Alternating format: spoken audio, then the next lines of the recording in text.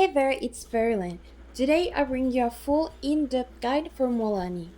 MUALANI is a strong DPS that even rivals Neuvillette. She has a really fun gameplay while also dealing high numbers. In order to properly explain to you how to build your MUALANI at her maximum potential, I need to explain to you her abilities, especially because of the new Night Soul mechanic. For her elemental skill, she rides her surfboard and starts to glow, which is the Night Soul effect. While using her skill, her normal attack switches to bites from her shark. However, even though they're called normal attacks in her skill description, they actually scale as a part of her elemental skill. So whether you level up her normal attack talent, they don't get affected. If you touch enemies with the shark, they get tagged, giving her a damage bonus up to 3 stacks, and this triggers a special missile attack where up to 5 enemies will get hit. Her special talent, Hit Resistant Freshwater Floater, creates a puffer floaty if you tag enemies. If you catch this floater, it helps you restore Night Soul points, which makes the elemental skill last longer. Her burst deals a huge single hit, and her special talent, Natlan's Greatest Guide, unlocks a new mechanic. If you deal elemental damage with any other character, you get a burst damage buff that stacks up to 3 times, giving a 15, 30, or 45% of her max HP as bonus. As for her normal attack talent, it actually doesn't provide much to her damage, thus in priority levels this will be your last. In short, you should be leveling MUALANI up to level 19 first so you can fully unlock all her passive talents, and the order of priority for her talents are Elemental skill first, then Burst, and if you want you can upgrade her normal attack talent, but again, it isn't necessary like at all. How does she compare to Neuvillette?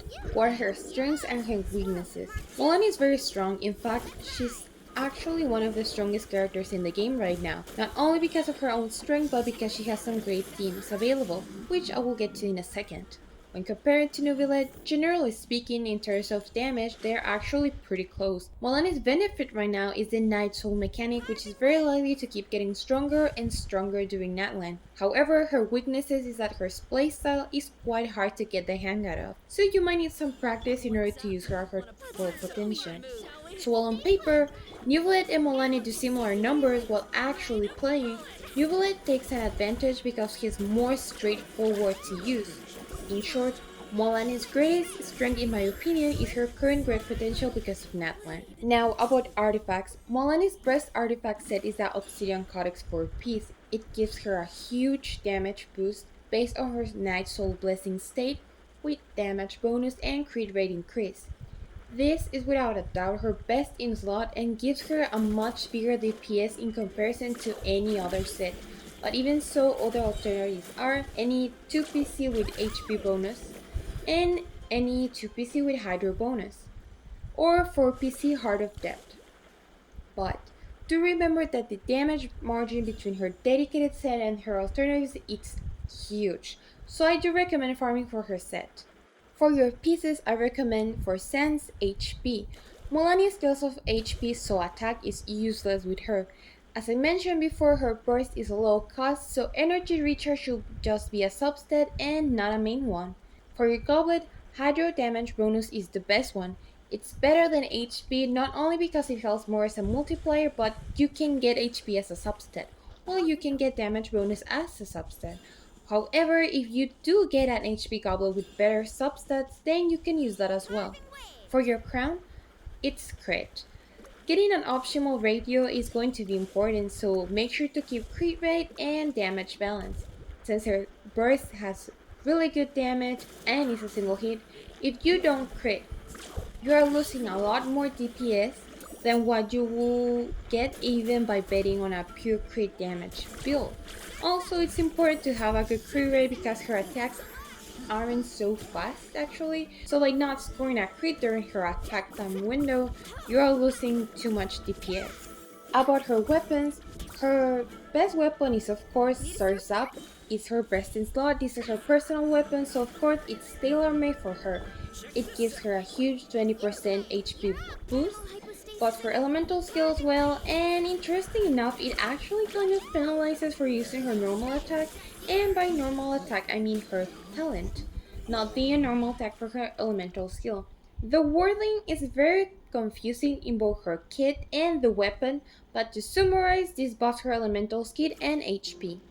Sacrificial Jade. To me, this is a controversial weapon. Even though it's very popular for Molani and it is good for her, it gives her crit rate, it boosts her HP, some elemental mastery. However, it isn't my favorite because of the 10-second mark. After 10 seconds of being on the field, you have to suck her out.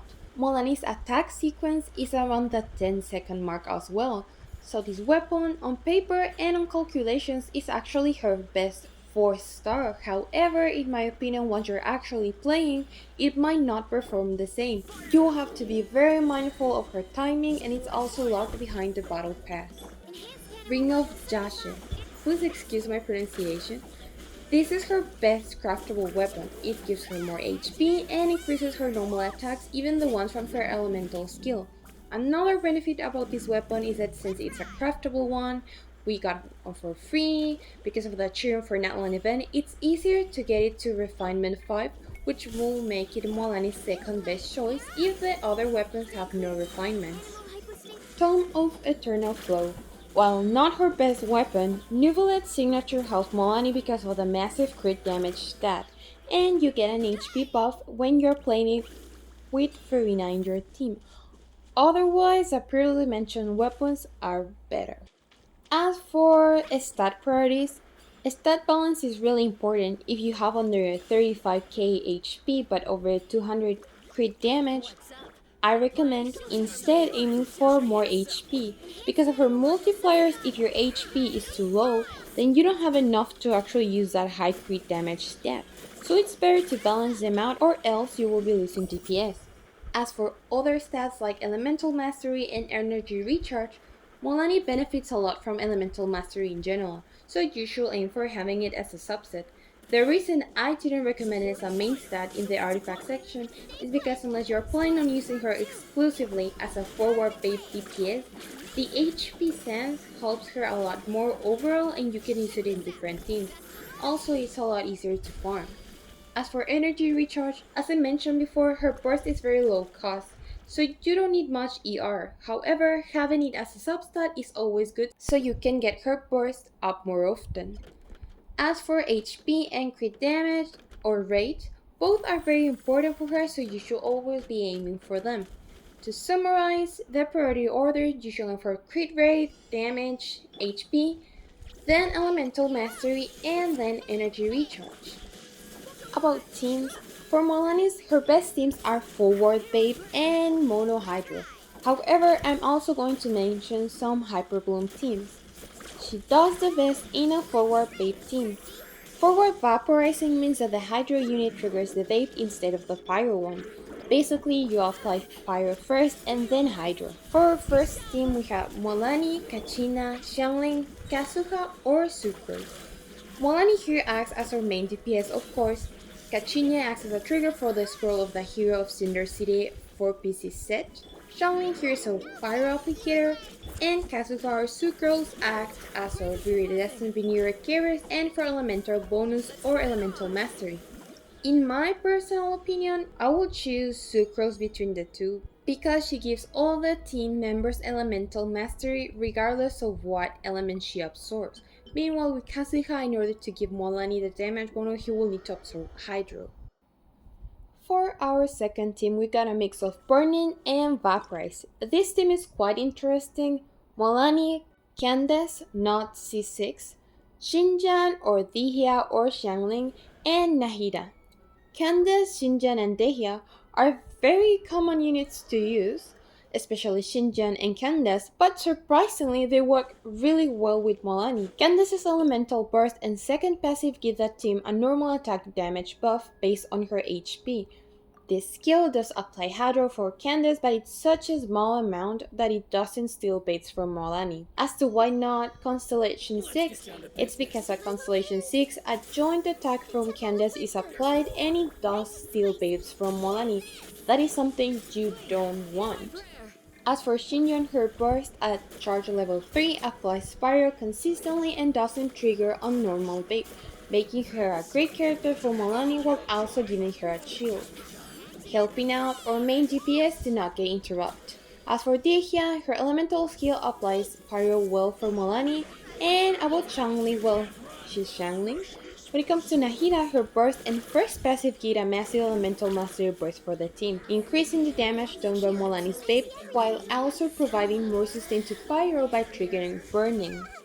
Basically, burning makes the pyro on the field last longer, so Mualani can keep, well, triggering the Vapes.